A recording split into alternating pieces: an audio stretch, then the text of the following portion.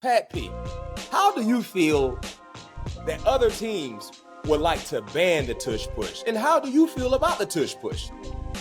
Man, the tush push is nothing but a bona fide quarterback sneak, right? Yep. I know that they have multiple people behind them, this, that, and the other. Hell, don't let them get to 1 yard. Yeah, money. Ain't that funny? I got haters. Yeah, they watching, but I know they love me. Money. Ain't that funny? I got haters. Yeah, they watching, but I know they love me. Riding around the city, plastic cup of C-Rock. Bigger and I'm blacker. I am on that Chris Rock. Ladies and gents, welcome back once again. Yours truly, all things covered. Patrick Peterson, Bryant McFadden, coming right back at you. Pat P, how you doing? How you feeling, my guy? I know you've been traveling. You've been getting your golfing on. Man, first and foremost, how is the golfing game? Like, Man. Are you that? Because you know you've been devoting a lot of time. So how you feel about your game right now? Hey, man, now that I got some time to really devote to the game of golf, boy, I put a whooping on somebody today, boy. Hey, first of all, I came out to, I'm going to say I shot a 78 today. Okay. But my first 3 holes were birdies. Ooh. Now, I did get a glimpse. I saw y'all on the golf course. Don't tell me you're still whooping on police, man. Beating the snot out of them. Hey, man, hey. That's the only way you're going to get better. That's the No, only way you're it's a going to lie. get I don't believe none of that. You cannot continue to tell me keep getting beat, keep getting kicked in the mouth is the only way you're going to get better. Listen, that's how I got better. Playing out there with them pros. You know, I wasn't playing for no, $1,000 a hole or anything like that, but I want to put some skin on the game to force me to play better. So that's why I tell these guys, if we're amateurs, why the hell I'm giving you strokes? You should play better. Like, I shouldn't be getting – you don't see the pros talking about, oh, hey, man, you're a better golfer than me this week. Give me a couple strokes. No, play better. So, and the crazy thing about it, I don't really practice like that. They play way more golf than me. Yeah. I'm just that guy. You just that guy. But Pat, now they're going to be in the world of hurt because you got a little more time. Man, listen, man. I ain't played golf all winter. All winter. Nobody have seen me all winter. Today was my first day playing. Came out the gate 3 birdies. I said, oh! Feeling good. Golf season about to be crazy. So you like yourself right now. You really feel good about your game. I do. Pro Cup coming up on March 21st through the 23rd. All football players, please be in tune. Top 6 get automatic invites into the next year's this year's November Pro Cup, which is the Pro Cup finale, which is NBA, NFL, baseball, NHL, all competing for a big prize. So I want to make sure that I'm in the top 6 rankings this upcoming Pro Cup in March to make sure I'm invited for next year. So and that's going to be where that location going to be at. Where is that? That's going to be in Dallas, Texas at PGA Frisco. I can't wait to get there. Never played there before. Yeah, never played there before. Okay, but I can't wait to get there. And we taking side bets too for anybody who feels some type of way. I'm all about that. Yeah, anybody who feels that. I don't golf, but I don't mind put something on the side. Make sure I get some residual coming back. Yes, sir. Hey, with that being said, Pat P, talking about balling and doing what you've been doing, we got a lot of people doing some big things right now currently in Indy as well. The NFL Combine is here. Yep. This is the year, this is the moment when you talk about putting together a quality collegiate career for those that get the invitation to Indy. This is where you want to either showcase what you can do to confirm everything that you've done on tape, or you might decline and wait till your pro day. Either or, this is the next big calendar date in the NFL. But before we get to the prospects, there's a lot of conversations year in and year out, as you know, Pat P, that circulates there in Indianapolis in terms of free agency, in terms of trades, players that could be released, the GMs talking to the GMs, the owner, everyone is talking back and forth. But there's also some issues going on currently now in Indy. We look at the Philadelphia Eagles, hats off once again, they just won a championship. Yep. But with a lot of success, there oftentimes comes hate. There is a little rumor, not a rumor, but this is legit. There's some people that's trying to lobby to the NFL to ban the tush push, the brotherly shove, whatever your nickname is for it. People are tired of seeing it, Pat P, in the National Football League. And the powers that be from other organizations, they're lobbying to the NFL about effacing the tush push. First and foremost, Pat P, how do you feel that other teams would like to ban the tush push? And how do you feel about the tush push? Man, the tush push is nothing but a bona fide quarterback sneak, right? Yep. I know that they have multiple people behind them, this, that, and the other. Hell, don't let them get to 1 yard. Don't let them get in position to be able to execute the tush push. In my opinion, Yep. Because a wise man once told me, if you don't want to see a man celebrate on you, don't allow it to happen. Meaning, you don't allow him to be in a position to score on you. You don't allow him to be in a position to make these plays that I don't want to say the word because my wife upstairs, and I know she's hearing me right now, and I know we got some female listeners. But you know what I'm about to say, BITCHing about the tush push. Line up and stop it. Or don't allow them to get to a 4th and 1, 3rd and 1, or whatever the situation may be, that you're going to put yourself in that situation to be able to defend the tush push. I'm with Nick Sirianni. He said this. He said he gave a quote and said, "What? AJ Brown is really good at catching deep balls. Yeah. But we gonna ban that play too. Pause. You know what I mean? Yeah. So at the end of the day, line up and stop it. Their coaching staff figured out a play that's going to be pretty much guaranteed for them. That's going to get them 1 yard. So as a defensive coordinator and the defensive staff, we got to come up with a play that's going to stop them and negate them for even trying to run that play. Because now the tush push, when you play the Philadelphia Eagles, now the tush push is on everybody's mind. Oh, no question. You know what I mean? Oh, how are we going to stop the tush push? Or, because now what they have put on tape, because so many teams are so eager to stop it, the hard count. Mm-hmm. Now they can even implement some trick plays in there. They can do so much with that because now it's on teams' mind that they gotta stop this one play. Mm-hmm. You know what I mean? So now their whole playbook is opening up now. But I do not think they should ban the play. If I'm a defensive coordinator and a defensive staff, that makes me look weak, in my opinion. If we're crying about, we should ban this play because this is illegal. No, it's not illegal. They're doing everything within the rule books. There you have it. No. They're doing everything within the rule book. Yes. They just found a glitch in it. Yeah. So now you got to find a glitch on your defensive side of the ball. There you have it. Yep. I'm right there with you. I can't believe other organizations are trying to lobby to ban a play that one team has been very, very successful in doing so. To your point, they have done nothing against the rules. They're not cheating. They just found a unique way to utilize the quarterback sneak with some extra to it. That's the thing. And if it was easy, everyone would be successful in doing so like the Eagles. But they mastered. What you got? Going back to my point who I made to Troy Vincent, when you see these offensive linemen bulldozing guys from the back, if we was able to negate that specific play, I guarantee the tush push would never been able to be evolved. No question. Because we allow guys, when they want to fight for extra yards, we allow offensive linemen on the opposite side of the ball to give them the extra yardage. That is what gave the Philadelphia Eagles like, if they're allowing us to do this, let's just line these guys up right behind them. And man, you're making too much sense right now.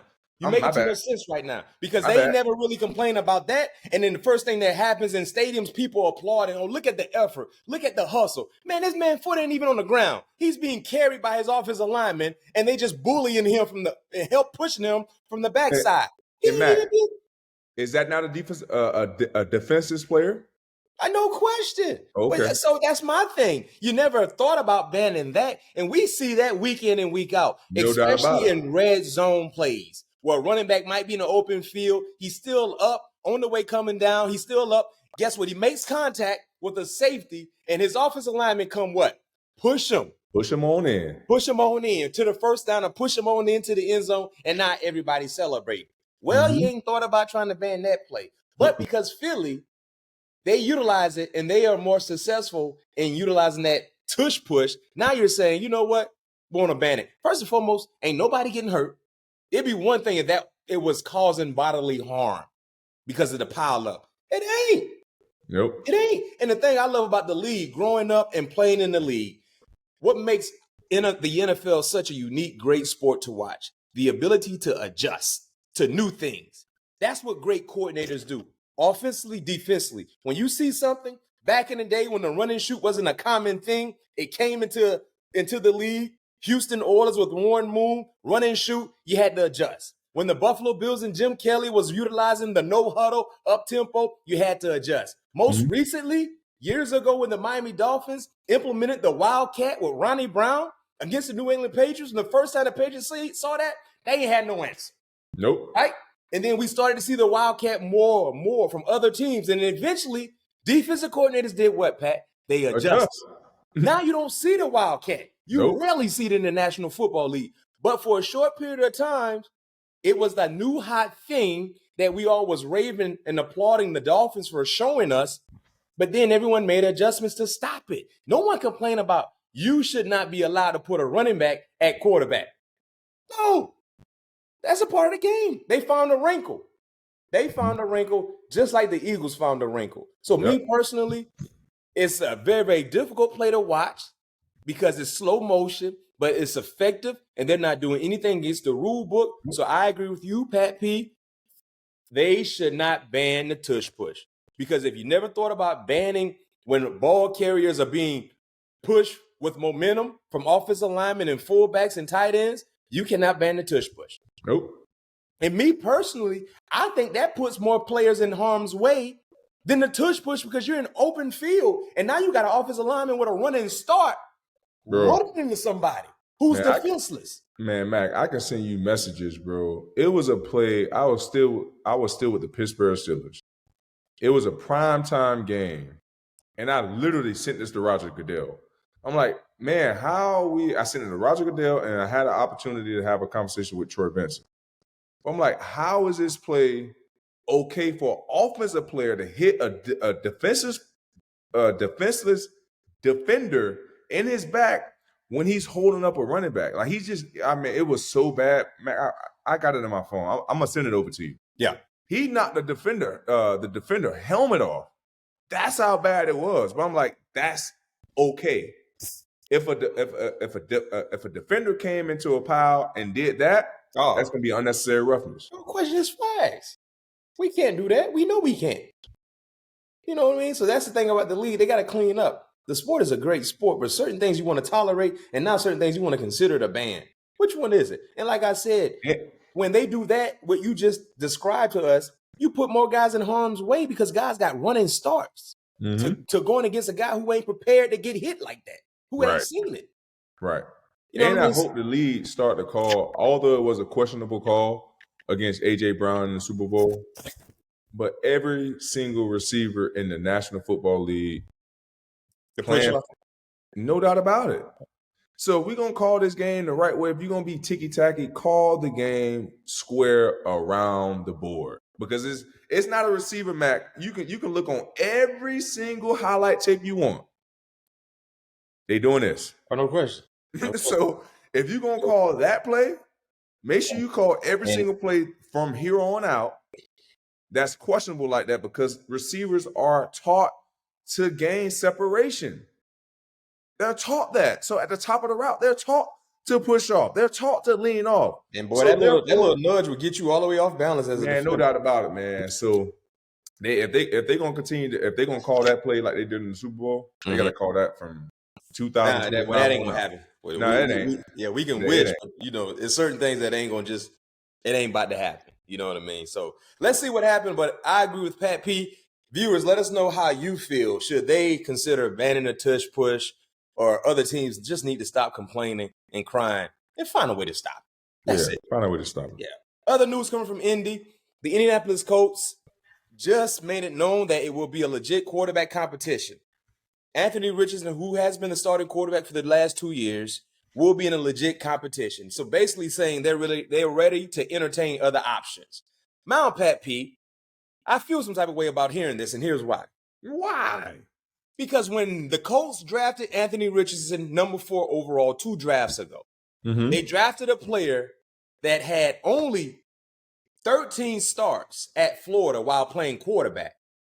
True. 1 start, I think, was his sophomore year, and then 12 his junior year, and they went 6-6, whatever it was, his last year. And even in that 6-6 year, he was very, very up and down. Now, you have to remind yourself about what led to him going number 4. It was more about the potential. He went to Indy, measured in at 6'4", almost 250, ran 4.3 something at quarterback. So, of course, the Colts were like, wow, we can work with that. But, Pat, you know this. If you're drafting a quarterback who was up and down in college, and he only had 13 starts in college football, and he was up and down, he needs time.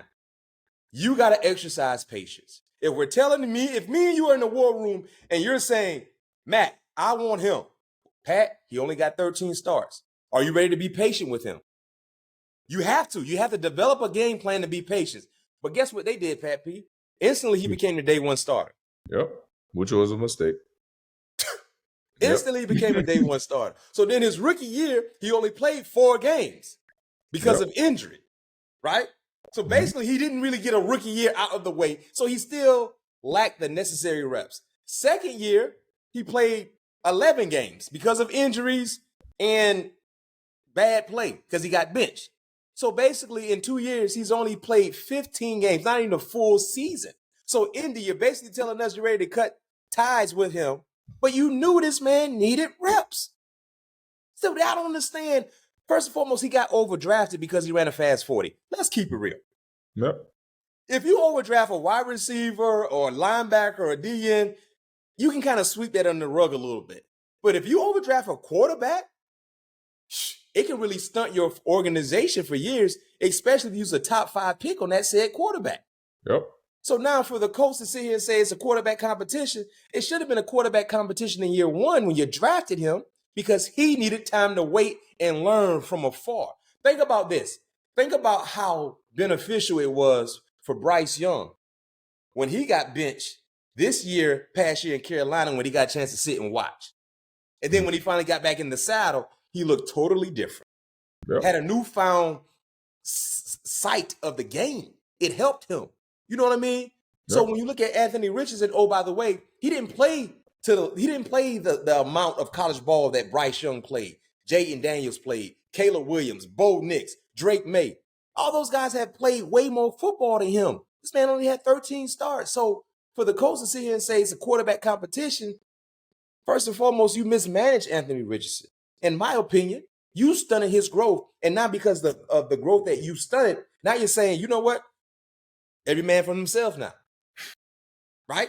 It doesn't make any sense. And you know what's going to happen? I'm telling you what is going to happen right now because Joe Flacco is on the roster still. I don't see Joe Flacco being a valuable competition for him. No, Joe Flacco's ready to get back in that car pickup line and picking up the kids from school. So let's keep it like me. No question. And playing some golf and being in the car pickup line and playing golf. So you know what's going to happen? The Colts going to go get Daniel Jones on a cheap deal for 1 year. They're going to bring Daniel Jones in there for some type of quarterback competition, and Daniel Jones probably going to win the job. And they're going to keep old Anthony Richardson on the sideline for insurance. That's probably what's going to happen.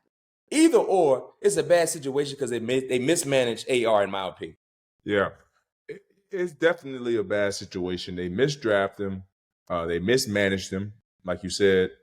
With only having 13 starts in college football, I really was never a really big fan of him. You know, I don't really watch college football, a ton of college football when I was playing. Yeah. For the most part, I'm watching LSU. And when he played LSU, I mean, he had an okay. It wasn't like a wow factor game at the quarterback position. Yeah. You know what I mean? Like, we all know he got the size, he got the intangibles as far as the speed, the big arm. But for the most part, with that big arm, he don't know where he throwing the ball. He has no area code. It's almost like a golfer, I say no area. A long drive champion. Hey, the coach once told me, Pat P, he said, "What good is running a 4.4 backwards?" Now, I'm trying to tell you. I mean, he got a very big arm, but it ain't got no area code. Yeah, he's like a long drive champion, You put them on a golf course, play 18 holes, all they can do is drive for show. No question. They can't do nothing else. And that is Anthony Richardson, mishap. That's that's what he's missing. Like, he don't have no touch ball. He don't have any eyebrow raising accuracy. You know what I mean? So for him, we know the athletic ability is out of the world. Yeah, like you say, he ran a 4.3, measured at 6'4". He's basically a running back at quarterback. Mm-hmm. But that's what he's playing at quarterback, running back, because at the most part, no defensive coordinator is not afraid of an Anthony Richardson football team. No, and I'm sorry to say that, but the Indianapolis Colts definitely misdraft on this pick right here. Not saying that he cannot have a successful career moving forward, but at the end of the day, he had 13 starts in SEC football. 13 starts. And it was okay, 13 starts. It wasn't like he went out there and threw for 4,000 yards. You know what I mean? There you have it. 50 touchdowns. Yes. Like, if it was like that, it would have been okay, but it wasn't. It wasn't. It was average. To your point. It was 6-6. Huh? I said it was 6-6 his final year there. That's what I'm saying. And I understand the team wasn't really, really good, but quarterback control a lot. Yeah. And even if you ain't winning a lot of ball games, look at what Jaden Daniels did at LSU. The last 2 years, especially his final year. Yeah, they was kind of up and down. Especially his final year, because he was giving you great numbers. He was giving you great numbers. Like, so that's I don't understand with some of these GMs, Pat Pete. What are you looking at? Like, what are you looking at? And that's the thing. If you're telling me you have a plan in place, that makes one thing. You just gave him the keys because you can't run away from coaching. And I feel like that's what the coaches are doing now. Instead of running the coaching and saying, this is how we're going to get this young kid better. We can't bail on him. Because think about it like this. If Carolina bailed on Bryce Young, when all the outsiders were saying he was a buzz, he was this and that, they would be searching for another quarterback. But guess what Dave Canales is saying now at Indy? We got our guy, so we're going to build around him because they exercised patience and they gave him another shot. Yep. Think about it, because everyone was ready to cut ties with Bryce Young. He too small. He ain't got no fire in his belly. He this, he that. The man just needed to wait. They gave him the keys to the Ferrari too soon. He didn't even have his learner's permit. Yeah. You can't get in over Ferrari. You ain't even got your learner's permit. You got to get in one of them Buicks.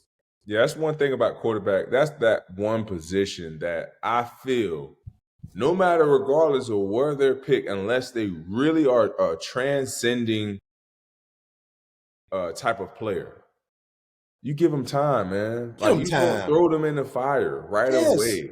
Because like you said, by you making that decision this early in their career, it can set your franchise back at least another 3-4 years. So at the end of the day, I want to make sure that this guy, if this is our franchise guy, because most teams, they're looking for a franchise quarterback, right? So if this is our franchise guy, we want to make sure that we put him in the best position possible. Like, we're not trying to rush him out there, feed him to the wolves early to where now he's lacking confidence, don't really understand what to expect, when certain pressures is coming. Like, I hate to say, like, you got to put a crash dummy out there. Like, you really do, because at the end of the day, we're thinking about the future. The long term. Exactly. Pat, when you draft a quarterback in the top 5 or the top 10, he's supposed to be with your organization for at least a decade at the bare minimum. If it goes right. At the bare minimum, if it goes right. Look at what the Patriots 100%. Did with Drake May. Patriots were bad last year. But he wasn't a day one starter. Nope. They had Jacoby Brissett in there. He had a chance to kind of sit from a veteran. You can say whatever you want to say about Jacoby Brissett, but he's seen a lot of ball. He's seen a lot of football. Mm-hmm. You know what I mean? So then eventually they gave Drake May the keys. He jumped in. He was battle tested. He fought. Now they feel really, really good about him going into year 2. This is all about the coach, and we see this time and time and again with organizations, and we all jump on the player more so than jumping on the organization for mismanaging the situation when you draft a guy and he ain't ready for that type of fire. Yeah, man. Period. So let's see exactly how it plays out. But I just didn't like how they handled the situation. I know a lot of viewers might say, well, he's this, he's that. The man had 13 starts, and he wasn't blowing you away what he did at Florida. What makes you think he's going to blow you away in the highest of the highest level, which is the NFL? So shame on the coach for how they handled that situation. Let's see how it play out. And let's see, Pat P, if my argument or my statement becomes a reality, they go get Daniel Jones and give him a 1-year deal. And that'd be the competition for it the will be, but I wouldn't be surprised since you threw out Daniel Jones. I don't know what his price tag would be, but I wouldn't be surprised if they went out and got a Russell Wilson, depending on what his price tag is. Yeah, Russell gonna probably want about 40. Huh? He might, but that's what I'm saying. If they're going to be willing to pay that, so because at the end of the day, right, necessarily say that they're cutting ties with Anthony Richardson right now, but if they're able to get like a Russell Wilson in there on a 1-year deal and really give my man a year to understand, because their game is similar. Like Russell is not like he has the big arm, but Russell has an area code. Like Russell have where he's going the ball. You know what I mean? So he knows where the ball is going. So that maybe can be a mentor, that can be in the quarterback room with him, helping him understand, how to break down certain coverages, maybe not, but seeing things differently from a vet who won in this league that kind of have the similarities in the athletic ability, in my opinion, if they want to keep Anthony Richardson on board. And to your point about Russell, they're saying it will be a quarterback competition, but let's say hypothetically speaking, they bring in Russell and they give him like 30 or 40 million. Ain't no competition. It's going to be his job. Unless he just have bad football. When you go give a quarterback that type of money, he going to get every opportunity to show he ain't ready to play. Yeah. Ain't going to be no competition in no camp. With the season Russell had last year and the quarterback situations that's around the league that's going on right now, do you think Russell get 40? I don't think so. No. That's what I thought. No, I don't think so. I know he ain't gonna get it from Pittsburgh for sure. So no, yeah, but you never know, because 40 is still a bargain deal for a starting quarterback. It is, but at the end of the day, $60 million is the ticket right now. Right, Russell's at year 14. Yeah, year 14, and he didn't have the best of years last year. No, he didn't. He didn't. Right? So what are we going off to give him $40 million? Just the position that he plays. If you're a team. Okay, and like you're saying, the position that he plays, have you won a playoff game since he's been playing those top dollars? Yeah. I'm just speaking facts. Like, me, It depends on what the market is, who's available, right? Right now, Sam Darnold is the most coveted quarterback that's available via free agency. Yep. The second quarterback would probably be Russell, followed by Aaron Rodgers. Yeah. So Sam Darnold's going to set the market, right? And he probably will set the market. Sam Darnold's going to set the market. And so whatever Sam Darnold gets. This is where the GMs got to. Not trying to take no money away from these guys, right? But this is where the GMs gotta be in cahoots. They just need a salary cap for quarterbacks. Huh? They just need a salary cap for quarterbacks. You talked about that. Like point blank, period. Like they should just have a set salary cap for quarterbacks. Yeah. And the rest of the team, that's what they're going to be. Or just have the franchise tag for quarterbacks. Because at the end of the day, that's who is the player. The quarterback is the franchise player. So why are we franchising everybody? Because at the end of the day, how many guys in the NFL, think about this, Mac. This is why they need to get rid of the franchise the tag anyway. Because the franchise tag means you're a franchise guy, right? Mm-hmm. How many guys in the NFL over 100 and how many years of football have played with the same team throughout their entire career? Not many. Exactly. Somebody why play, do we have a franchise tag? We're gonna play multiple styles. The franchise tag is more beneficial to the organization than the player. My point is exactly. Yeah. So the NFLPA need to do a better job with this. We need to just get rid of the franchise tag, or just have it for quarterbacks, because it's not beneficial for other players. Because if other players get franchise tag, you're taking the opportunity away from them to hit their paydays. The quarterbacks are the only position that are able to hit multiple paydays pretty much whenever they want. If they have a good year, they can go back and renew their contract. You know what I mean? Other positions can't do that. They pretty much have to wait to the last 2 years or the last year of their contract to re-up. Mm-hmm. Quarterbacks have that ability to pretty much renegotiate their contract whenever they want. You know why? Because they own damn near 70% of the salary cap. On every team. No question, you got a high-paid quarterback. So therefore, we need to start separating these guys on the salary cap. Yeah. As far as let the quarterbacks have their own salary cap, and let the teams, do what they need to do elsewhere, or just have the franchise tag label for the quarterbacks. Because I don't think it's right to have a franchise tag label for everybody else when they're technically not a franchise player. Like when owners looking for a franchise, the first thing they think about is a quarterback. Yeah. Or Point blank, period. Another thing too, Pat P, another idea, just have financial tiers, right? Because now when you're a quarterback, regardless if you're a top 5 guy at the position or not, you're going to reset the market because you get the newest deal. Exactly. Right? But now let's have tiers. Like if you ain't in that tier A in terms of overall production, because what you recently did should mean something, right? But also it goes into the potential and what you've done throughout your career. Because when you look at guys like Pat Mahomes, Lamar Jackson, Josh Allen, you can throw Jalen Hurts into that category, Joe Burrow, they're in the league of their own. Yep. In my opinion.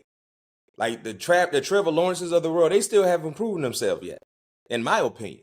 Nope. You know what I'm saying? Mm-mm. And you look at when they get deals, $50+ million for, not saying Trevor Lawrence doesn't have the potential, but he hadn't shown that consistency that those other guys have shown. And you can even say the same about Justin Herbert. Man, that's why they need to go to, I like the NBA contract clause. You got to be eligible for a Supermax. Yeah. Period. And that's how it should be, because the quarterback position controls so much of the salary cap, and that rookie contract, whatever you do throughout that rookie year, it will either put you in position to go get that Supermax, which is the record-breaking deal, or this tier level deal. So you know what you get. Exactly. And their way won't put the entire team in detriment because of all the money that goes to this one player who probably ain't deserving of getting that elite-like money because he ain't elite-like. That's a heck of a good idea there. Like how you have the NBA with the Supermax, no question. When you get drafted at quarterback, like let's say now with CJ Stroud, he had a great rookie year. Now he kind of jumpstart momentum for what he needs to do to be able to get that quote unquote quarterback Supermax deal. But if he has some inconsistencies, not saying he won't get paid, but he ain't gonna get the highest that he could get because he wasn't showcasing consistent football like the best of the best at his position. Yeah, because I don't know what it is in the NBA, but I know I see Supermax and I see Max. And then when it comes to Supermax, you got to make certain teams, all pros and all something. That's for you to get those Supermax to qualify. You got to make certain teams. And to your point, it's one thing to make the Pro Bowl because so many guys opt out of the Pro Bowl. Yeah, so you get I need your own pro. So if you didn't make the first Pro Bowl list, or if you didn't make some All Pro list, you don't qualify. No, we need all. And when you make the pro, back in the day, you know how it used to be when you first got in the league. When you make that Pro Bowl, it meant something. Yeah. You know what I'm saying? Now you got a lot of guys who are opting out. You got some guys who probably had 15 touchdowns and 10 interceptions at quarterback make the Pro Bowl. Mm-hmm. You know what I mean? So that would, no question, I think that will take out some of the stress that goes into the cap with the quarterback. And then some of these GMs can kind of know how to navigate the money now. Because you ain't got to go back and forth with the quarterbacks and the agent. Well, bro, you didn't make bum. You didn't make this, so you can't go get that $60 million per year deal. Mm-hmm. Yep. I love it. I love it. So we just cracked the Da Vinci Code right here on All Things Covered. Pat P, financial game plan. GM, and I'm right here with them. I love the Supermax, no question. They hadn't to have tiers. They hadn't need to have tiers, and that would take out so much stress for all parties involved, for the fans, for the agents, because like how you know how they got a rookie scale now. That's why they did that. Yeah. That's why they did that. That's exactly why they did. How they did Earn it, man. Make that a scale for quarterbacks. You gotta earn it. And go from there. And also, too, you can talk about championships. When you get a championship, that gets you to a whole nother level, in my opinion. Yep. So let's see how it all plays out. But of course, we got to keep it going with conversations coming from Indy. Other news: Travis Hunter, cornerback, wide receiver. He got invited to Indy as a cornerback. I heard that he could potentially run some wide receiver drills as well. This is going to be an ongoing back and forth with Travis Hunter. I feel like, Pat, wherever he gets drafted at, he should play on the opposite side as well, in my opinion. Yeah. My opinion, for sure. He has value on both sides of the ball. He has value on both sides, no question. Yep. But I know a lot of people feel like he can play full-time on both sides in the NFL. I don't think he can have. I don't think so. And I'm not just saying that because I've never seen it before. I'm saying that because of the stress and the prep that goes into everything. You've been there before. That's why. Like, it takes a lot to study all the defensive sets, offensively, all the different checks and the hots and the things like that. And to do that for 4 quarters, that's going to be a tall task. So how if you were Travis Hunter, because when you got drafted top 5, once upon a time you were utilized a little bit sparingly on offense with the Cardinals. If you were Travis Hunter right now, how would you attack the combine and how would you attack your pre-draft process in terms of which position to play to play the most? First and foremost, I was wrong because I thought he would have went into the draft as a receiver because the money that the receivers were making, right? Mm-hmm. But now that seeing him going in as a DB. As a DB, I won't necessarily say it was a shocker, but I'm also happy that he chose to go in as a DB because as a DB, you can control your own fate. Like, you don't have to worry about anybody else to get you the football. You don't have to worry about having a good offensive line. Like, you don't have to worry about none of this to be able to still be a playmaker. If you're that guy, if you're a shutdown corner and you can take away a team number 1 receiver, you're going to be in the action if you like it or not, right? So therefore, you control your own fate in that position versus going over at the receiver on the offensive side of the ball.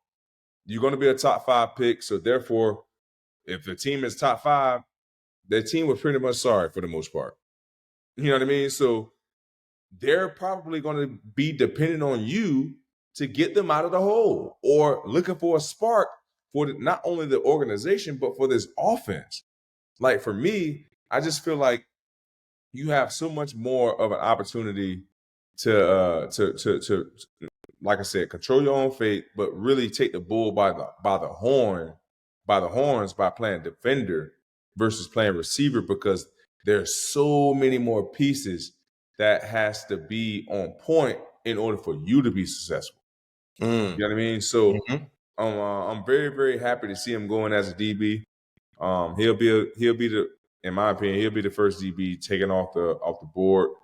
But as we talked about this earlier, Mac, that rookie wall is real.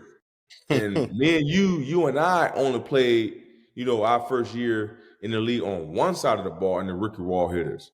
Imagine him playing both sides of the ball full time, rookie wall, rookie symposium in meetings, because rookies work out totally different from the vets. They can't come in there and work out when they want to. No question. So you're in there at 7:30 in the morning working out. Mm-hmm. Then you got meetings after. You got meetings after the meetings. You know what I mean? Then you got rookie symposium. Like, it's so much that goes on into an NFL locker room that he don't even understand just yet. So, in my opinion, I cannot see him playing both ways. I don't give a damn what type of shape he's in. Mm-hmm. You know what I mean? I don't like it's so much that goes into this game as far as the physicality, the mental side of it. Like if he does that, he won't have a long career, in my opinion. Yeah. Like he would not have a long career if he's coming in the league saying that I'm going to play both sides of the football 100% of my time. You're gonna get broken up. Like that's just the truth of the matter.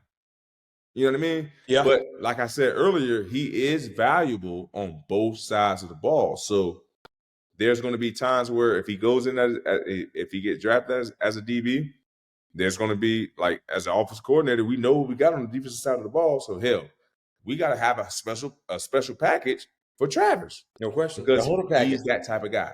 The Hunter package. The Yep. Hunter package. I think if he goes in and he's drafted as a DB, he's drafted as a corner, he played full time on the defensive side, and he has packages on the offensive side. Because to your point of what you said years ago on our show, wide receivers don't play every rep anyway. Nope. They don't. No star receivers play every rep. When I look at the game now, Justin Jefferson don't come out as much as some of the other wide receivers. Jamar Chase don't. They kind of stay in. There's only a couple that stays in. Yeah. Yeah, it's only a couple. And for our viewers, when you watch the game, you see a lot of times wide receivers come in for a few plays. The star wide receivers, they come out. So if you're Travis Hunter, you will miss plays, but you won't miss as much because a lot of wide receivers are not playing 100% of the routes. I mean, the plays anywhere on the opposite side, right? Mm-hmm. Running backs, the only people that play 100% of the routes, the plays on the offensive side is the offensive lineman. You got a few tight ends and the quarterbacks. That's it. Hell, tight ends don't play the whole game. It's a tight ends don't play the whole game, right? So if I'm T Hunter, I go in and get drafted as a cornerback because one thing we know about corners, we don't come out the ball game. Nope. We ain't coming out. They're going to hit us with it's a screen play, but I got a wide receiver running down the football field making me, I think it's a fly. I done use some extra energy, not trying to get beat deep. I look as a screen play. Now I got to jog back, and guess what he do? He go out of bounds. He go to the sideline. You ran me off for no reason. Hey, because what people don't know as well, it's only 4 corners dressed out. No question. Hey, Pat, I'll be like, hey, bro, boy, if this a run, lock up with me. Don't run off, man. I ain't got no energy for this, boy. Hey, that's September when you really in game shape. 1 o'clock game, boy, and it's hot outside. So you gonna set out week 4 the last preseason? Oh, boy. You ain't do too much in the preseason. That first game, but, bro, it's 4 quarter, boy. My back getting a little tight, boy. If it's a run play, lock up. Don't run me off. But why?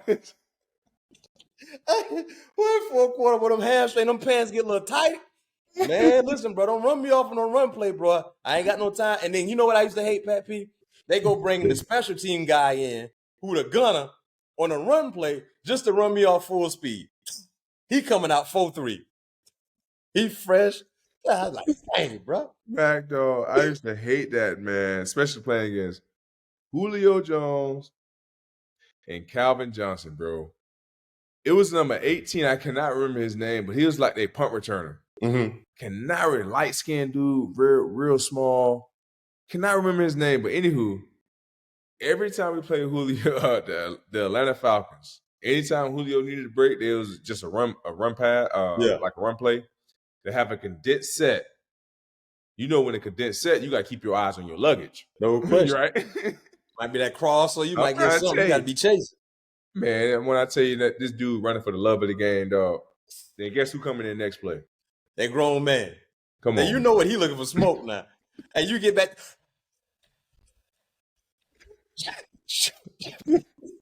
Hey, but that's why people don't understand what really goes into this, man. Well, it's tough out there playing corner, bro. It's tough. We don't come out the game, man. So, man. And you don't want to be lackadaisical, even though they brought in a backup, because you don't want to be thinking like, oh, I know it's a run or it's a screen, and it's actually a pass play, and they hit him. Boom. Man. Nah, you don't want that. So that's why you going even faster, because you don't want him to catch the ball, because he ain't the main guy. They like, man, listen, man, they get tough out there, bro. Especially in September. You ain't in game shape in September. You don't get in game shape until probably mid-October. Right. You know what I mean? So it's like, man, I ain't already, my engine ain't already right. Right. Anyway. I'm still priming. I'm still patting the gas. If I check engine light come on 3rd quarter, you're like, boy, how y'all boys, y'all good? Hey, you already know it's one. Hey, y'all boys straight? No, I was just hoping I wasn't the only one. you looking for that? You looking for that ice towel, man? Bring it on my neck. Let me get some water, boy. I can't get my breathing, boy. I can't get my breathing right. So that's why I think it's great for Travis Hunter. Go in as a DB and you have packages on the offensive side because you definitely need to be utilized on both sides. So that's how I see it playing out for Travis Hunter. Viewers, let us know. Pat P, in other news, not coming from Indy, but of course, conversations happening there at the combine. Quote unquote, Matthew Stafford coincidentally ran into Tom Brady in Montana. I guess they both got like homes in Montana and ski resorts. Yeah, when you got different money, I guess you got homes in different weird places. Yeah. They got different quarterback money, different. You know what I'm saying? So I guess coincidentally, they were in Montana, crossed paths, had a few words. Now, the kicker is Tom Brady is a minority owner with the Raiders. And if you've been living under a rock, viewers, the Rams have basically given permission for Matthew Stafford and his representatives to seek trades, to see what's out there. So it's safe to say they're ready to move on from Matthew Stafford. I think Matthew Stafford is still a high-volume quarterback. Yes. He's a really, really good quarterback. He's a leader. He's a winner. And I guess the money is the situation with the Rams. They would love to bring him back, but Matthew Stafford is looking to get $50 million a year. And he is deserving of that, like, in my opinion. So with that being said, they're allowing him to see what's out there. How would you feel if this was a relationship that could potentially be created with Matthew Stafford and the Raiders? And when you look at the Raiders needing a quarterback. Yeah, when you're looking at teams that need a quarterback, right? Mm-hmm. We're looking at if this guy going to be our quarterback long term, and do we have the pieces around him to win right now? And both of those questions, both of those answers, is no. Like Matthew Stafford's not going to be your long term quarterback.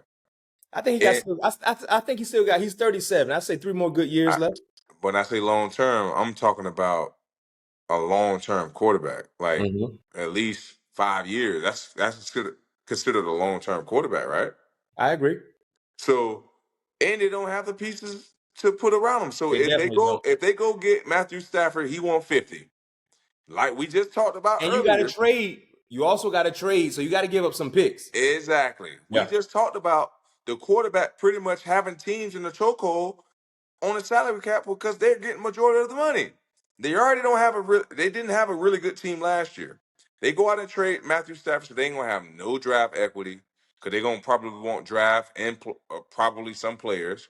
So they can't get no first rounder for him.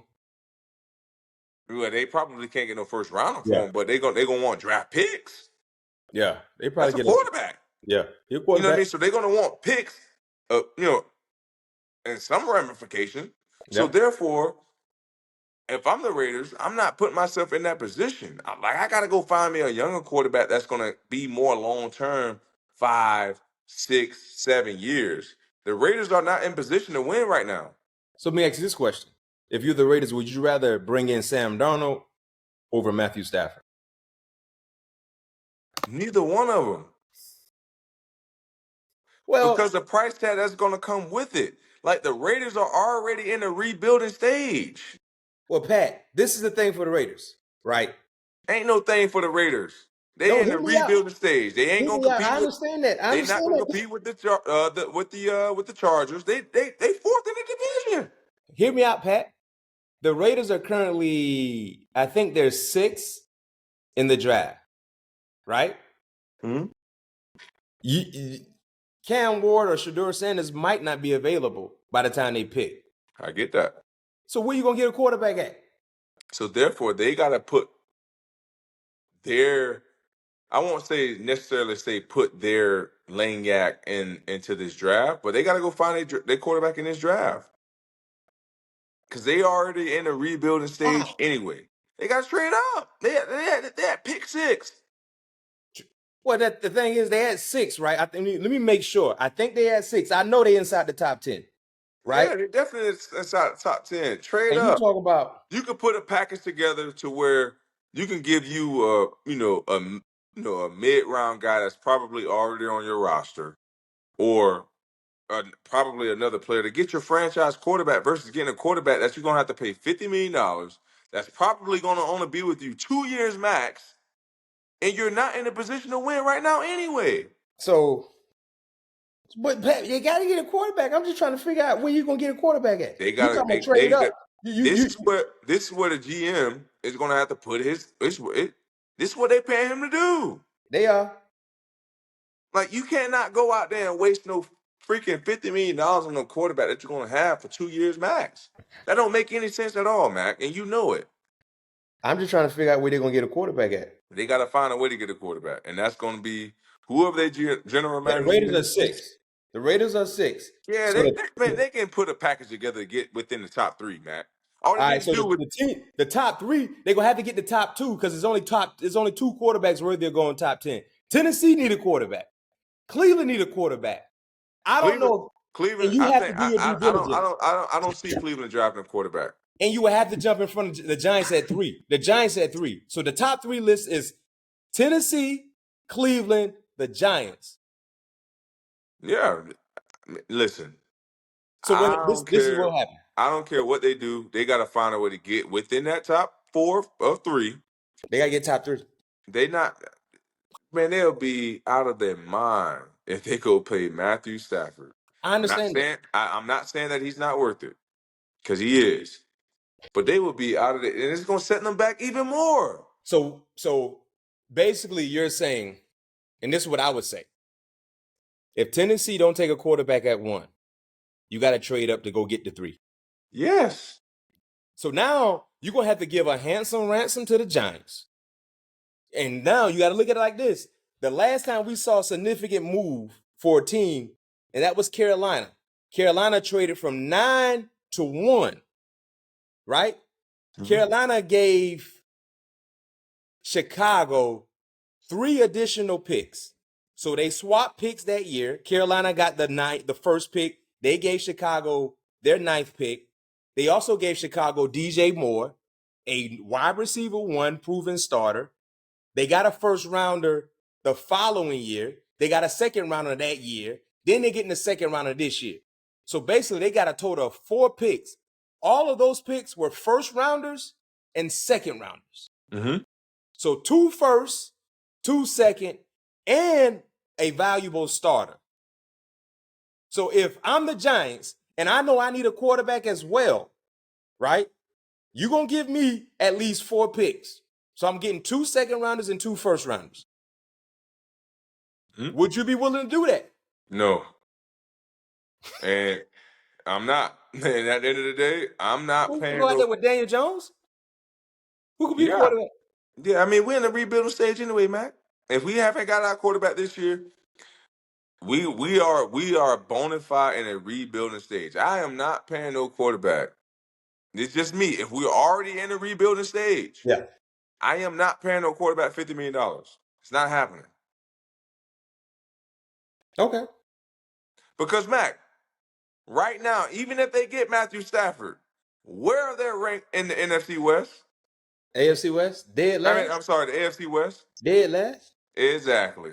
So why, as a general manager, why would I want to go put $50 million on the line when we ain't winning anyway? Hey. I mean, the market. I get the market. But Pat why don't care nothing about the market for quarterbacks. I don't. And that's why they need to change the market far as in general, far as the Supermax, guys who are eligible for those type of contracts.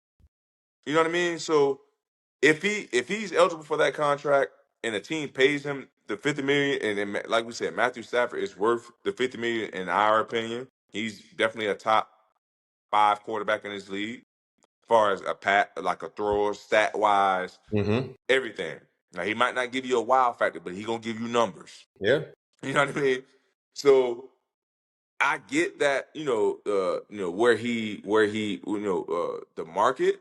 But if I'm the Raiders, I'm not paying that market. And you know what, Pat?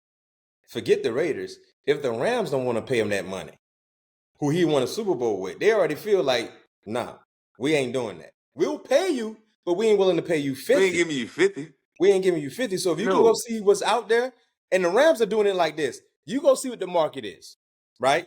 If you feel like you can go get 50, they got to come give us compensation to get a trade going, right? And then we'll find a way to make something happen. So one thing I know about Sean McVay, when he feel like he's gotten the most out of that, most juice out of that orange at the quarterback position, he don't mind moving on. He did the same thing with Jared Goff. When he feel like I've gotten all the juice I can get out of that orange, I'm okay in moving on because I have a contingency plan in waiting if we have to cut ties. So that's what they're doing right now. For that price tag, to your point, if Matthew Stafford was younger and still playing like, he's 37. So you're basically going to give him $50 million, and it's probably going to be, that's per year. So you're talking about it would be $100 million deal. Right. In totality. And I'm going to tell you what messed it up. Aaron Rodgers and Kirk Cousins. And shit, yeah. And they're not right giving now, no Matthew quarterback. Stafford's supposed to get 25 this year. Clearly, he's underpaid. Yeah, he's underpaid. He's a $40 million guy. But for the most part, man, quarterbacks that's over 36, they ain't getting that 50 back. I mean, you might get lucky enough and fall into a 50 bag, but like, because at the end of the day, man, teams are you 37. You're knocking at the door of 40. The greatest quarterback of all times played up until 40, and he got us a Super Bowl. Ain't nobody else in the same breath of him. Tom Brady, no. Yeah. That's what I'm saying. So, and he didn't even get 50 a year. So, I mean, I just don't see it happening. And if I'm the GM, I'm not doing it. I'm just not doing it. That's the thing. Like, that's what we talked about earlier. Like, you know, you got to have a scale when it comes to quarterback because it really handcuffs the entire team. And the ideal of having a super max for the quarterback position is something the NFL probably should consider in terms of making certain accolades or awards to be able to go get that super max deal. If not, this is the tier you're going to get, and you can't blame nobody but yourself. Exactly, because you work for it. You work for it. You work for it. Because, and for the league to sit here and say they don't really control the narrative with contracts, that's a lie. Because y'all indirectly control running backs. Their contract. Another thing, Matt, think about every other position. When they get their payday, are they just giving them that payday? Or they're, for the most part, there are top 3 at their position. Correct me if I'm wrong. Yeah. So why is it not the same way with quarterbacks? You should be. You should be top 3, top 4 at your position. If you want to go get that type deal, and you just should. You need to be with the creme de la creme. You know what I mean? You need to be living in that neighborhood, in that gated community to be able to get that type of money in terms of what your play say. And that would, like I said, that would take out a whole lot of stress. So I'm not, now first of all, I ain't disagreeing with you. I just want to get your opinion. Because to your point, if you're the Raiders, you bring in Matthew Stafford, what he give you? Maybe an extra 1 or 2 wins, if that? Now, what he do, he gives you hope. He gives the fan base hope because they might be like, oh, yeah, we got Matthew Stafford instead of Aiden O'Connell. You feel good, but by the month of October and November. They feel like, every fan base feel like that. Everybody got a shot. You know, some of them, that shot, it ain't going far with some teams. Like, if you go out there with Aiden O'Connell, you're going to be like, well, let's get ready for Arch Manning. Yeah. 2026 is our year. Arch Manning haven't even had a full season of college football. They already get ready for Arch. Get the jerseys ready. Because you go out there with Aiden O'Connell, man, please, man. They'll be lucky to win 4 games. That's what I'm trying to tell you. You get Matthew Stafford, at least you hope and you're a little more optimistic. Yeah, we got Matthew Stafford. If I'm the Rams, if I'm Matthew Stafford, let me take the 38, 30, the 40 and stay in LA. But see, for him, you got to think about it like this though. Them state taxes I already know what you was about to hear. You gonna get that 40 piece. That 40 piece, you walk away with probably about 20. 18, 19. Yeah. How I get 40 million, but after I pay all my taxes, I'm walking away with 18, 19 million. I feel like I got robbed. Man, it could be more than that with the jockey tax. The agent tax. You know, you got a nice crib. Remember, just think about what the property taxes out there on them houses. But that gave me sports feed America, right?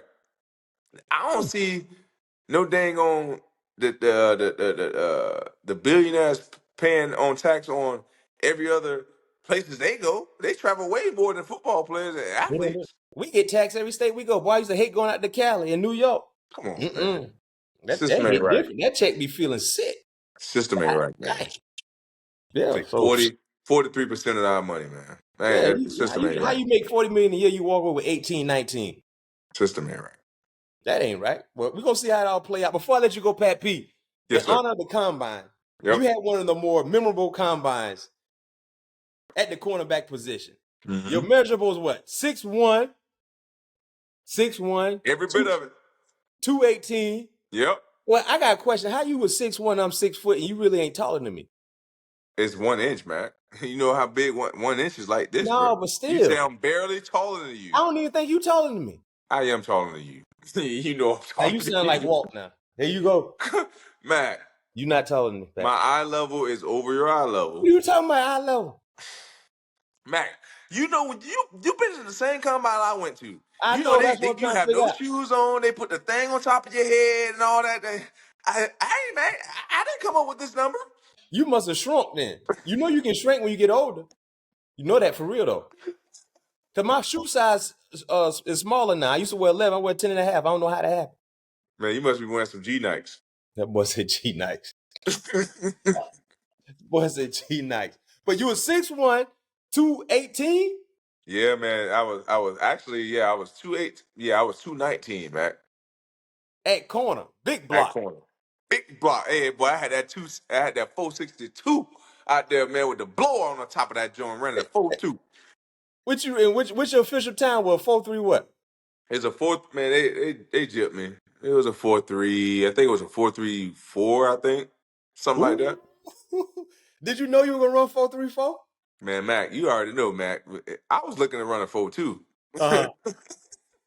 Mac, you know we've been training, dog. You I was got looking it to run a. for it, yes sir, yes Yeah, sir. man. I And was. Hey, you had the diamonds in the ear too, didn't you? yes, sir, man. Big Block was looking to run a 4.2, man, because Yeah. hell, that's what we've been running all, leading up to the moment. I Uh-huh. was, high 4.2s, 4.29s, and at the same time, those wasn't because we didn't have the exact laser time that they was going to be using on us, Yeah. at the combine. So we bought, I was with. Can't even remember what company I was with at the time. I was with my dad, but the guy who we worked with, he kind of collabed with us. Mm-hmm. But it was out in New Jersey. I cannot remember their dang on name right now. But anywho, he Was it had the Sports laser. Stars? Who? Sports Stars? Nah, that don't sound familiar. Okay. But he had the laser setup, and I was consistent. 4.29, 4.31, 4.32, 4.28. Like I was around that range, so I'm feeling good. I'm like, man, and mind you, Mac, the whole time that I'm doing my combine training, I never weighed myself. So So you know how heavy you were. I was in total shock that Coach John Lott, which ended up being my weight and my strength conditioning coach In in Arizona, I Arizona. know Coach Lott. Shouts out to Coach Hey Lott. man, Coach Lott said I stepped on the scale with my shirt off. Boy say 219 point something. I was like, whoa, what? So you ain't get on the scale the whole time doing the training? Man, because that was the least of my concerns, man. I know Yeah. I can carry this weight. Like, I don't give hey, that was the least of my concerns, man. Hey, so when Coach Lott said because they don't say the 220 they Yeah, say each number. every digit. Yeah, so I was like, damn, I ain't know I was that big, Yeah. right? So go through the Joan. Because after you do your benching and all that stuff, the next day is the actual Mm-hmm. testing. I say, boy, I gotta go up. Like this has gotta be that Pompano Pat, like that Blanche Ely, like those Nike Spark camps, like when you was, you know what I mean? Like Yeah. I had to dig down deep. I was like, it's that time. Because at the end of the day, that's what I've been doing. Like I've been around top athletes for Mm-hmm. my high school. Like I've been outshining them forever. Yeah. So I was like, this ain't nothing but another moment at the biggest stage. Yeah. What you gonna do? Mm-hmm. And hell, I was a player of the dang on combine. Hey. And hey Mac, every combine I went to, It wasn't nothing different. I got smart trophies, the U.S. Army trophies when I went to the combine. It's just what I've been doing. No question. Consistent. So let me ask you this question. You already knew you were going to be a top 10 guy, right? You're Yep. top 10, top 5 guy. And the top 3, I was hoping top I was 1. about to But ask you. I know the Cardinals draft you at 5, but was there any other teams you thought you potentially could go to? man, I really thought I can go to the Carolina Panthers. And that's the God honest truth because I met with them so much. Like, I met with the defensive back coach. The Bills head coach, McDermott. He was their defensive coordinator at the time. Yep, he sure so was. I met with them like so much. Like I went to the facility. We had, workouts. They came to the school. So I was like, man, it might be a real shot that I could be number 1. But at the same time, I was meeting with Denver a lot. They was number 2. They were took number Von 2. Miller. Yeah. So it was Carolina, Denver, Buffalo, and I never met with Buffalo. Okay. So the other team that I was really close with was the Cincinnati Bengals because at that time not Zimmerman, maybe he was. He was a DC. Zimmerman, yes, exactly. So Zimmerman was their DC, and we had great conversations. He was always talking to me talking to me about how I remind him of Deion Sanders and number 22 bald head, man, Leon Cincinnati, man. Back they had Leon him and dude from Buffalo, man. He made all that money. Fuck, I can't not think of his name. Player. No, a player, cornerback, bald head, light skin. No, not Nate. Nate Clemens was one of them, but who was the other cornerback? Number 22 for Buffalo? No, for Cincinnati. Delta O'Neal? No, not Delta O'Neal. He was light-skinned, bald head, number 22. I cannot remember his name, but anywho, he was like, man, I can see you being like these guys. Matter of fact, my boy was there too. Man, my mind is going blank right now. And Cincinnati. Yeah, Cincinnati, man. Dang, what is it? My mind, he went to Houston. From Cincinnati. He went to Houston. Jonathan Joseph. Oh yeah, J. Joe. So it was Jonathan Joseph,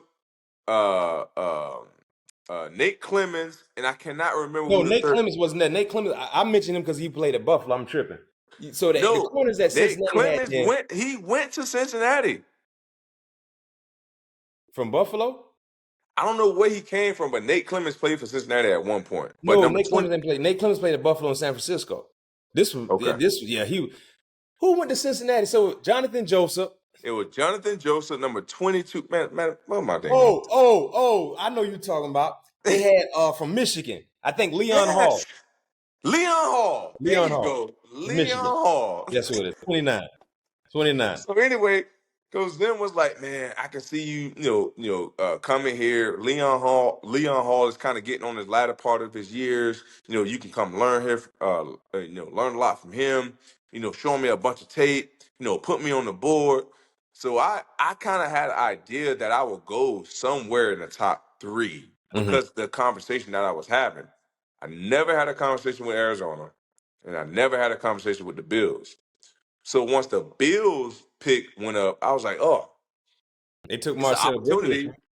Huh? It took Marcel Darius, right? Yeah, they took Marcel Darius. So when the Bills took Marcel Darius, I was like, oh, here we go. Now this might be my shot of coming up because after that, Houston, before the draft, Houston was talking about, trading up to get me at some point in the draft, but they was after the Cardinals, and I wasn't really sure about that. So after the 4th pick, I had no idea where I was going. Like, I had no idea. And hell, you was in the green room with me. Yeah, no question.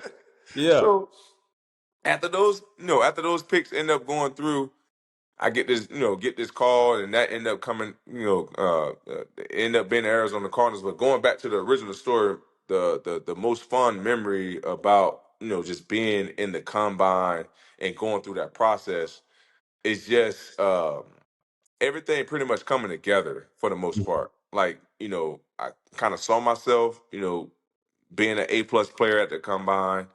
I knew I would be, a lottery pick for the most part because I felt like I built my career up to that. Yep. You know what I mean? And now it's just up for me to go out and showcase my talent to, to pretty much solidify it, right? And at the end of the day, everything else took care of itself. So, man, that combine and just being a part of the draft is not only life changing, but it's a dream come true. As you know, you had an opportunity to go through it as well through the combine. And hell, as you know, I tell you this all the time. I watch, through you. Yeah. You know what I mean? So I kind of understood what to look forward to when it was my time. To pretty much do the damn thing. You know what I mean? So man, it was a blessing, man. So shout out to all the guys who's throughout the NFL combine and Yes, throughout sir. the NFL process. Man, enjoy it because it can go like that. Because I Yeah. still remember every single phase that I've done in Indianapolis. I mean, I remember getting there when it was snowing, being in that hotel with the train right in the middle. The You train, know no what I mean? question. Being Yep. with the train right there, getting drug tested, 4:30 in the morning. Boy, You some know, early mornings. going downstairs to To the where all the teams hospital. are. Yeah, you know what I mean. So, like, I remember all of that. So, really Yes. soak it in, man, because it's life changing and it's something that you want to really, really keep dear to you for the rest of your life. You get the bag with all the gear in there and everything Yeah. like that. Get your Yeah. number. I Mm-hmm. still got 37 around here somewhere. That's my combine number. Yeah. Everybody had those weird numbers. We had the sweatshirts, man. So that train hotel, no question, man. Definitely. It's some memories and it happens just like that. So embrace the moment. Most importantly, go make some money. Yeah. That's what it's about. Go solidify the opportunity to be drafted because you're a one percenter. A one percenter, man, in terms of getting into the league, man. And when you get there, make sure you do everything you're supposed to do on and off the football field. So love to hear these draft stories, man. Pat P, definitely great episode. There's a lot to unpack, and I can tell you this much. Me and Pat P, we cracked the Da Vinci Code in terms of quarterbacks and the money. Just Yeah. give them a supermax. Yeah. Point blank. That's it. Just Work give them a for it. supermax. You know what? In NFL, y'all can go ahead and we can collab. You know, we can work something out, but just know where you heard it from first. Who you heard it from first. You know what I mean? So just give us our tribute and tip your brim to us because we finally cracked the code, and that will keep a lot of stress away from the general managers and agents. I know the general managers will love that because that make their job easy. Man, listen, you can't say no. And Mac, think about this. What you got? We always talk about, I watch NBA now that it's NBA season. I'm a Mm-hmm. Lakers fan, more of a Kobe Bryant fan, but I still watch my Lakers. Think about what they said about the Luka trade, right? Oh yeah, How that he was have to go get such that a money. shocker that, we would never see anything like this happening in the NFL. Think about if they have these quarterbacks, not, quarterbacks who, I don't want to say no names, who's not worthy of a $45+ million contract, what they'll be able to do within trades and trades before the deadline, and also bringing players in to make their team better. Mm. Yeah, it really will give you a lot of open resources. Mm-hmm. No question, because you already know before it gets time to talk contracts, you already know what your quarterback probably gonna get. You already know, like He's number balled one. out. He made all pro, he made whatever he needed to do, got the numbers. He's top 3 in every quarterback category. Well, yeah, we know what he getting. And if you ain't in that level, you know what you're getting. Like to your point, now when you get drafted in the top 3, you know what you get. Yep. If you don't make the top 3, you can't try to go get top 3 money. You know you can't. So now you know what you're getting. You're outside the top 10. Right. So in the measure stick for quarterbacks, and I hate to say it, will be Patrick Mahomes. And it don't even have to be the Super Bowl appearances. Like we need to see some all pros. I ain't worried about no dang on Pro Bowl. Pro Bowls now. Like the Pro Bowl will be certified as a max. When you make all pro and making NFL awards, that's super max. No question. You know what I mean? So that's how you'll be able to differentiate yourself from the party. Because I know at the end of the day, there's only one one award that's given out to an all-pro quarterback. I know there's only, one award that's given out, to the MVP or the Offensive Player of the Year. If you within those, say for instance, we can have some stipulations in there. If you come in within, the top 3 of the rankings of any of those positions, then you can be, classified as a max or super max. Yeah. I feel like you as a quarterback, you gotta be able to put some skin in the game, like some real skin in the game, to be solidified as one of those $45+ million quarterbacks. And I agree. that's just my opinion, because the quarterbacks just they hold so much over the cap, to where you putting your team further back, and back, as much as you paying this quarterback that you have them under contract. No question. So if you have a max, super max, or whatever the deal may be, but they got to be able to put these quarterbacks in their own bracket, or be able to have their own cap, to where it's not, significant, to the team salary cap. No question. No question. Well said. Well said. Well, shoot, Pat P, it's always a plus. Next episode, we will recap some of these 40 times that we're about to talk about, because these boys about to lace them up and put it down. I'm hearing some fast times will be coming from Indy. Can't wait to see how it plays out, especially from the cornerbacks. And I also, too, a little birdie told me it's going to be a lot of big men running fast times. Hey, man, lately, hell, the last 3 years, there's been a lot of big men running fast. So no question. I wouldn't be surprised. No question. No question. And we'll definitely be talking about it in the next episode. But viewers, once again, thank you for joining us. All things covered, yours truly, BMac, Bryant McFadden, P2, Patrick Peterson. We'll see you when we see you. Peace. Peace. Yeah, money, money, money, money. Ain't that funny? I got haters. Yeah, they watching, but I know they love me. Money, money, money, money. Ain't that funny? I got haters. Yeah, they watching, but I know they love me. Riding around the city, plastic cup of C-Rock. Bigger and I'm blacker. I am on that Chris Rock.